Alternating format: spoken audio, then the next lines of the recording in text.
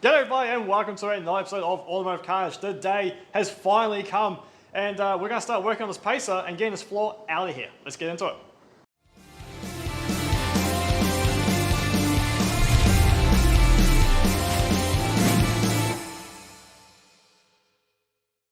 G'day everyone, my name's DJ and thank you so much for joining us on this episode of Automotive Carnage. As you can see, we are down here in the new shed and we have the creek bed Pacer up on stands. There's tools listed everywhere. We are finally getting some work done on this car. And today's mission is to get the old floor out, or what's left of it, and go out bush, get the new floor, and start the transplant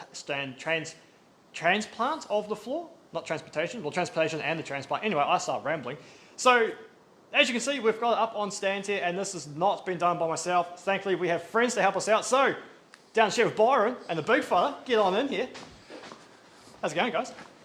Good. Yeah. How you going? Yeah. So, yeah, thanks for coming along. And we had a bit of fun getting this in here. Yeah, it was quite interesting with small tines, but that's your life story, isn't it? Small tines. That's how you use them, mate. That's how you use those tines, all right? But yeah, we made it work, didn't we? Yeah, Got it so thankfully my dad who lives down the road has a massive Fiat tractor that we're able to use and to actually transport it in here. And as you can see, it was quite a bit of back and forth and a little bit of mental how to make it all fit and get it to come in so we can still get cars in, and it doesn't matter how long the creek bed sits here for, it's all going to work out in the end and hopefully get this thing into a rolling chassis eventually. But today, we just want to get into this floor. Well, at least now you can work around it and still have the shed to do what you have to do, don't you? Yeah, exactly. We've got another car sitting up on the hoist at the moment, which is looking a bit sad. That's another cool project. Yeah, we'll get to that. We'll have to film that one tonight after a few more bottles of confidence here. Yep. So, yeah, we'll chuck onto handheld now and we'll walk around and show you what we have done already, because that rain's coming back and it keeps interrupting our filming. So, as you can see, it is all action station here in the Pacer with everyone lending a hand and getting cracking into it, except me, because I'm here yabbering to you guys and walking around the camera. I think that's the best outcome. So, Ryan is in here learning how to take out spot welds, because that's a really fun job for anyone who's done that before. How's it going? Not too bad. I mean, you're getting there. You found a couple by yourself, so I'll give you credit there. And luckily, this is the old floor, so as we kind of finding our spot welds and working our way towards the front, we're able to cut out the old floor and give us more room. So when it comes time to actually doing the same step on the new floor, well, that's going to be interesting as well. And then we've got Bizer in here, Yeah, and he's I'm steering the ship at the moment, mate. steering the ship with your steering box down there. Yeah, we're just hope because you got that rust repair you got to do. Yeah, go to the rust on. As anyone who's worked on Valiant knows, they're really common for cracking where the steering box comes in, and mine is no different. It's got a huge crack through here, and luckily there is a company here in Perth who sells a complete section that will go in there. And those are the only two pieces of rust that I actually want to fix on this car for stage one, I guess you could call it. We want to make sure that that is nice and structurally sound again, and we want a floor so we can actually put some seats in here. The rest of it, you know, like our rear quarters here, you know what, we're just going to leave it to tell the story of the creek bed Pacer. So yeah, we've already had a bit of fun getting stuck into this car, doing some spot welds, getting the steering column out, getting the accelerator pedal out, just to make us more room so that we can actually get the rest of this floor out of here. So anyway, I'm going to give you guys a little bit more hype clips. We'll get the last of that floor out today, hopefully, before it gets too dark. And it's so good having the car in undercover so we're not in that horrible weather up there. I know it's blue skies at the moment, but it's been on and off rain, which is really inconsistent for both working on and filming. So anyway, let's get cracking into this.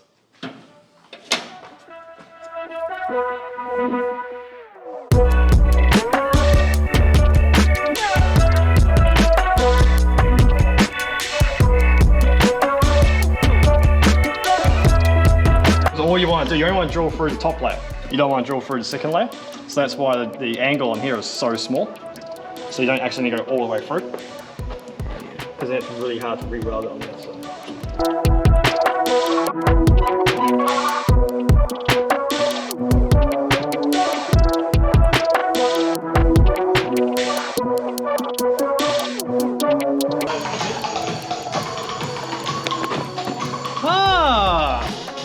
That's how you save your eyes. Let's give that a go.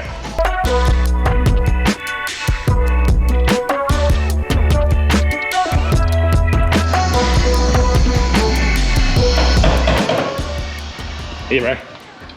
Ah, cheers. Well, here we go, folks. Come check out the progress that we have made over the last couple of hours. As you can see, the floor has completely and utterly gone. So that's really, really good.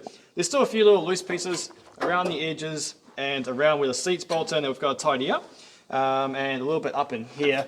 This edge is going to be a real pain because it actually folds over and the spot welds are up underneath on the flange. So we've cut it right back for now, and I'll come back later and sit down and just kind of take my time with that. I'm not quite sure how I'm going to join it together there now, but we'll work something out anyway. So as you can see here, we've had to undo all the spot welds along the cross member here that holds the torsion bars in.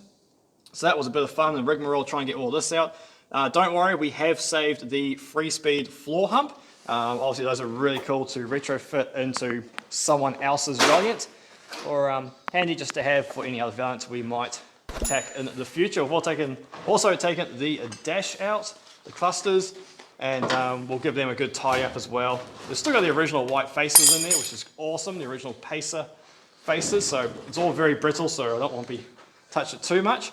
And then old Bizer here, mate, he's been smashing out in the engine bay, and he's been pulling absolutely everything out. Yeah, which you got upset about, didn't you? Well, because now I've just got to pull it all back in. This is making more work for me, bro. We need to ask the people, or you guys out there, what do you reckon DJ should do with the engine bay? Paint it black or leave it how it is? Well, this is what I thought, is give it a good clean and then clear coat it and leave it exactly how it is. That is really cool. I really like that idea actually, and yeah, just Scotch Brite it and give it a clear coat. One thing to consider though is that this radio support here, this has to be replaced because as you can see it's all smashed up and dented in, so we do have another one that will replace it, and that is white, I think it is. So the other idea we had was if we go do the clear coat in here, we'll paint the radio supports black, and then we'll also paint under here black as well, just to give a little bit of a tidiness in there. So can't all be bush shape, boys. Yeah, she'll be right, mate. So, yeah, or do we just paint, as you say, a whole thing, a grey or a black or something, so we can spot any potential oil leaks for. Show them the rust in here. Oh, rust. You're going to hide that. Oh yeah, no, we can't hide that. Yeah, that's pretty bad rust in the chassis rail there, and there's a lot going on. So you've got suspension bolted onto this section on the other side of the chassis rail, and then you've got the steering box sitting in here as well. So even though it's cracked in here, plus all this rust through here, this section needs to be replaced as well. So that's just a little safety thing. You know, we don't want to cark it too early. That'd be a good thing to do for that. What'd you say, down Bunbury? Old mates makes the kit up, eh? Yeah. So there's a company. If I remember his tags, I'll put his little logo down here somewhere. And yeah, he makes a repair kit for this chassis. So I go hit him up and say, is it just one side or is it the whole kind of section there for both sides? So that's cool. And then over here, we've still got the original motor that came out of this car sitting here waiting to be pulled down, and we'll do that in the whole separate video itself of stripping this right back and seeing if there's any damage on the inside and if we can even use this motor or not. Now, if we can, that's the ultimate. I'd love to put the original motor back in, maybe hottle up with a better cam and a bigger carby. But if we can't use that motor, I've got one in the stash ready to go. Is that a 265 or a 245? No, this is a 225 slant. 225. So this is, you had the slant sixes before you had the Hemis that came out in the VG series onwards. So, Yeah, cool. Yeah, the next model Pacer, the VG Pacer, had the 245 Hemi in it. Ah, Roger. Yeah, so everyone thinks these are Hemis because they came in the Pacer, but they're not. They're just a slant. But they were the most powerful slant motors you could get in anywhere else in the world. So the Pacers had 175 horsepower, which was more than any of the American offerings or anything else available in Australia. Yeah. So, Cool. yeah, really cool engine. I could talk for ages about this engine. I really liked them and how they were built and designed and stuff. I can hear the big fella out there thrashing around the racetrack. Yep, he's got the 929 working and he's out in the paddock there. Yeah, giving a good fang, so we better go watch him. We better go join in. Yeah. All right, guys, so that's all for this portion. Next year, we were going to head out bush and we'll go rescue the other Pacer, which is going to donate its floor and a bunch of other rust cuts for this as well. So thank you very much, Bizer, for coming down and giving us a hand. No worries, mate. Just made the job so much nicer to get out there with your mates and do it. Oh, here comes a big fella now. The 929. There's already broken solely hanging down there. So yeah, we'll head out bush now and we'll go rescue the other Pacer. Catch you later, guys. Here we go, folks. We are back out bush and we are at the Speedway Pacer. This vehicle has donated quite a few parts to many of my Valiant builds, and in fact the original Pacer motor from this has gone to live on in another Pacer project over in New South Wales. So very, very useful, this car. And what we want today from it is this is going to be the floor donor and sill donor and many other rust cuts for the Creekbed Pacer. So we got our vehicle, we got our trailer. We need to flip this over, move it into a more appropriate position, get it lined up down this hill here, and then we can jack it up and, well, pull it up onto the trailer. So let's get our Prado down here, flip the sucker over, which is always so much fun, and let's get into it.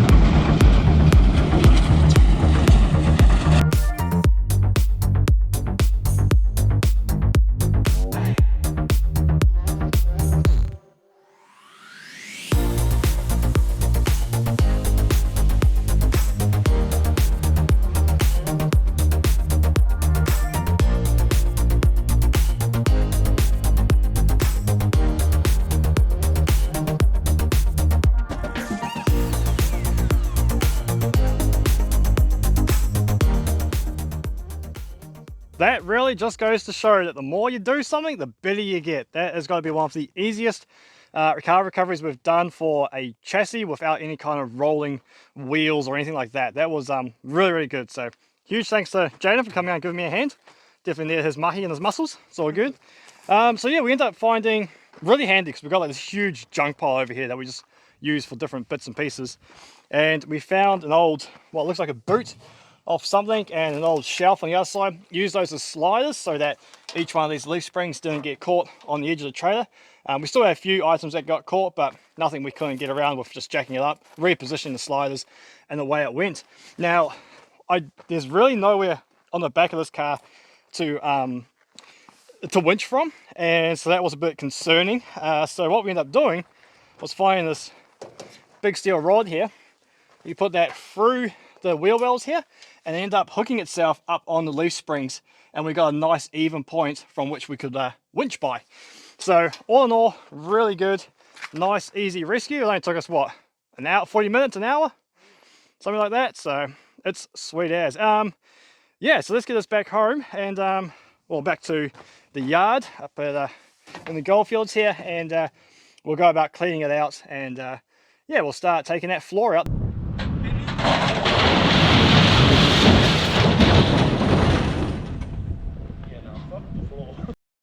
Alrighty folks, it is the next day now and we are down here at the yard, and as you can see we have the Pacer behind us. We've pulled up a bit closer to the shed so we can use our massive 9-inch grinder, and we'll start giving this thing a good old chop and a trim down of everything we don't need. Now ideally at the end of this, what we're going to end up with is a nice little skateboard of just the base, sills still intact.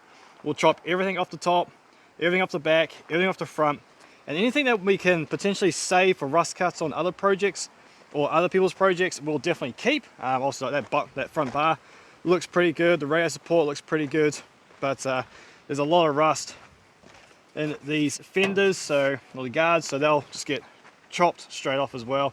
Obviously that roof is cactus, so that's no good. The doors are all gone. So yeah, that's pretty much what we're up to. So if we get a marker out here, which is getting a bit hard to take off, right? Alright, our first cut, we go through there, through there, through there, through there. You know, you can't get what I'm saying, and then through here we'll just chop it down that way, and same on the other side. With the rear, the parcel shelf is cactus, so we can't use that. The boot's pretty cactus, so I think with this one we'll probably end up coming, I reckon, down along this way, because that dog leg's okay, the other side is no good. So yeah, we'll try to save that arch if we can. Someone else might be able to use that. We'll unbolt the boot, that'll just be easier than cutting it off. Anyway, enough of me talking, let's pull out the grinder and let's start hacking into this thing.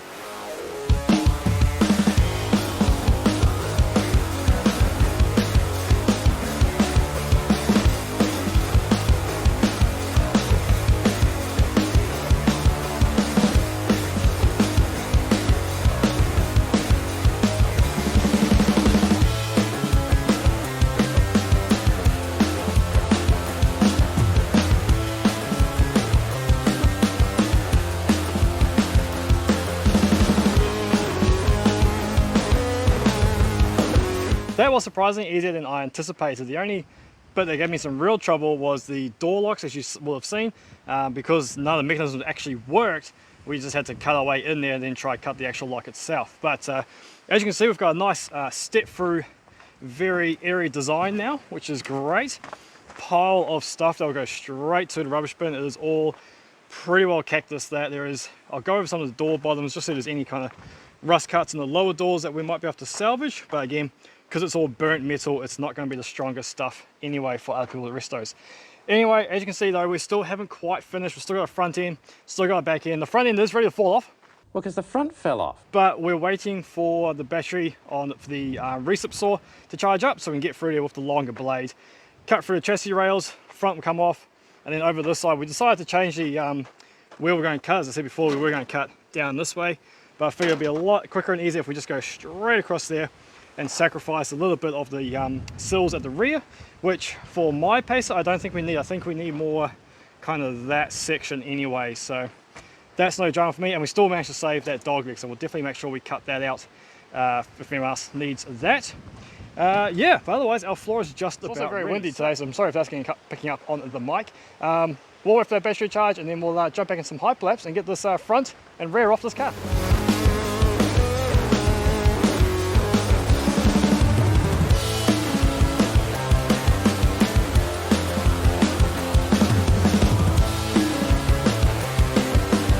Wow, what a mess we have created here.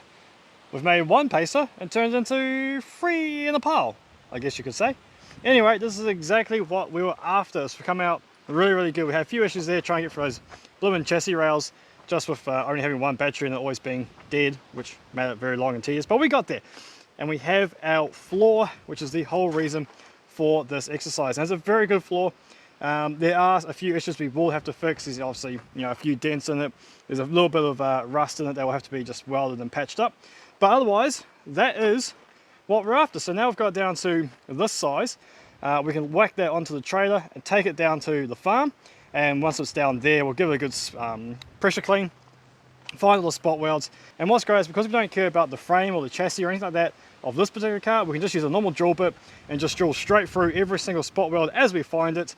And hopefully we can just lift it up once we find them all, and without causing too much damage or deformation or anything like that, which would be really great. Now, also notice too that these sills are not its original sills.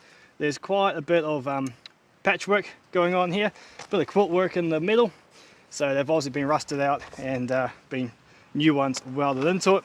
And I think it was the same on the other side. If we have a look, yep, same thing. We've got a few weld marks up through here and a whole lot of bog back here. So this car has definitely had an interesting life, and I think it's now at the end of its life, and we'll cut out any more bits of what we believe might be good rust repair sections to store on the shelf, and the rest of it will end up down at the local tip. So bit of a shame that this car couldn't be saved, but as you saw when we started, it was in dire straits. So there we go, that is all for this part. Next thing you will see is this down on the farm, and let's start trying to figure out how to patch the new panel into the old Pacer we're restoring. That's always going to get real tricky, I think. Trying to fit that big panel into a body that still has its roof and B pillars and everything in the way. It's going to take a little bit of creative thinking. Anyway, we'll see you guys down the farm. Here we are down in the new Automotive Carnage headquarters, and as you can see behind me, we have the Pacer right where we left it, and this new floor, which is not exactly how you last seen it. Now, there has been quite some time since we were up in the yard in the goldfields there, where we cut the new floor donut Pacer into all its little different components, and well, who really wants to watch me drilling out about 100 plus spot welds? It's not that most exciting of YouTube videos. So anyway, this is where we are at now. We have the entire panel out, ready to be put into our Pacer shell. Now, I'll show you inside here and all the work that we've done to get this ready to accept its new skin, floor skin. It's quite a lot of work to get here. First thing I want to say is that if anyone comes up to you and says, oh, they don't build cars like they used to, yeah, they now make them better, because that patch down there has 28 spot welds, that patch over there has 30 spot welds. Totally different, all in the different spots. Like, it was just a nightmare to try find all the spot welds to drill them out. Anyway, They don't make them like they used to because I make them so much better today. So yeah, all the spot welds are out. We managed to keep this panel in one piece, which is awesome. And we've had to do a little bit of fiddling around up the front edge here, which I'll show you why we've done that when we move into the shell itself. Now, everything has been sprayed, all the mating surfaces have been sprayed with a weld-through primer, and yeah, it's all ready to go and looking pretty sharp. Now, this front edge here, normally the panel will kind of go like this and then down, and it'll spot weld on this flange here, which is, you know, as you can see, it's down here. But what we're going to do is we're going to bend that flange up, and we're going to weld it down on top, so our spot welds, or our plug welds now, are going to be directly on top this way. It's just going to make the process so much easier. Also, something else I don't think I've mentioned to you guys yet is that this Pacer is no longer going to be a street car. There is just way too much work and too much involved to get it street legal, so we're just going to slap it together with the parts that we have and just go enjoy it on tracks, car shows, all that kind of stuff where we don't necessarily need to have road registration. It's just, if we got this thing back to a road legal standard, man, these videos will be like 5 years in the making. We'll have no Project Binky on our hands, and as great as those guys are, I do not want to be doing that level of restoration. So we're just going to slap it together and make it into one awesome creek bed Pacer. So now the next step is getting that giant panel into that car with the roof still intact. So what I'm hoping is there's enough flex in the floor that we can bend it and feed it through the back window. If that doesn't work, well, I'm kind of out of ideas. So let's get into it and see what happens.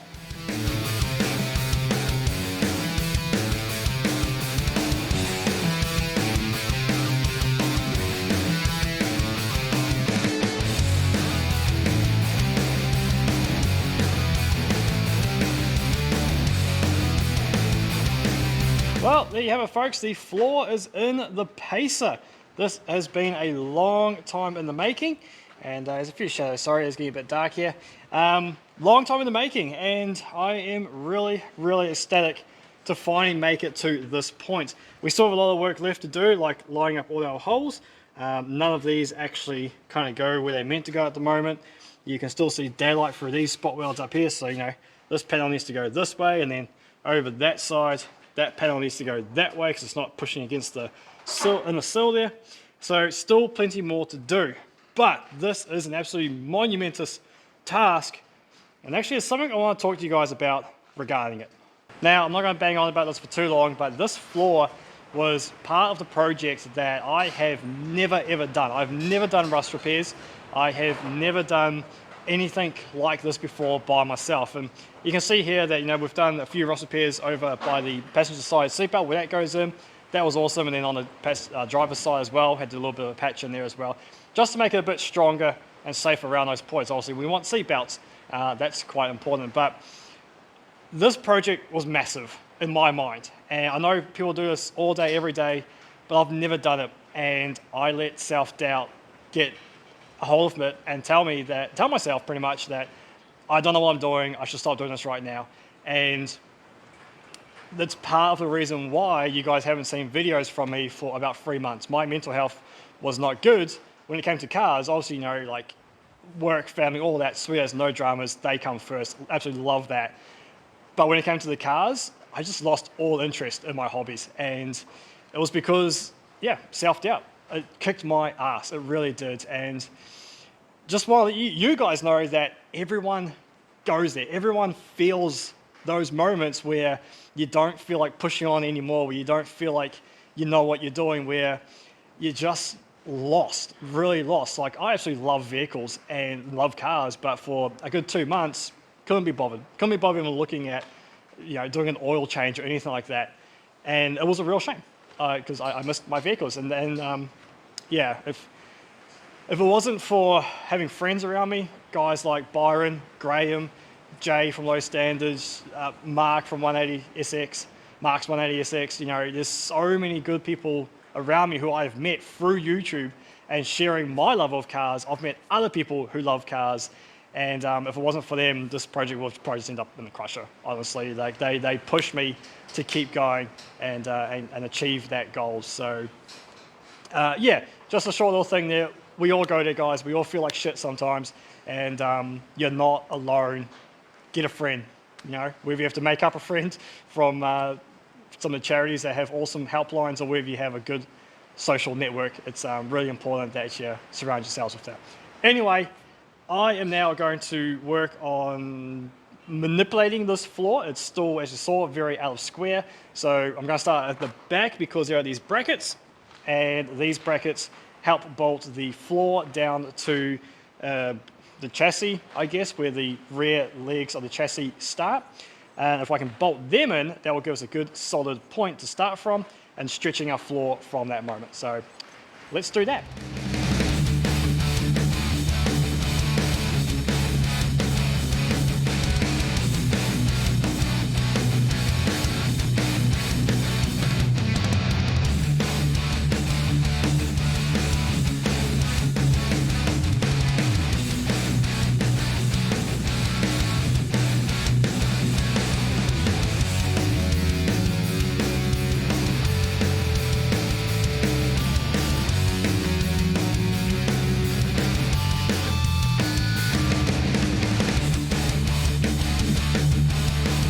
Well, the moment has finally come and the floor is back into the Pacer.